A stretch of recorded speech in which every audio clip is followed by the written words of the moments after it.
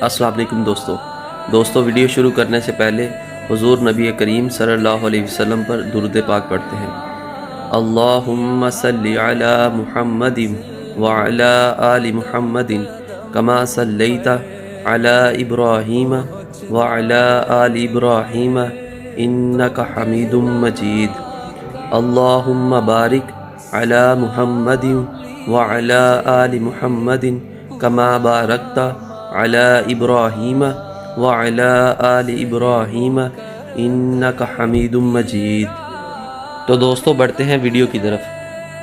جب بھی آپ نے دو راستوں میں سے کسی ایک راستے کا انتخاب کرنا ہو تو آپ نے یہ یاد رکھنا ہے کہ آپ کی حفاظت وہی راستہ کرے گا جو اللہ کے ساتھ جڑا ہوا ہے۔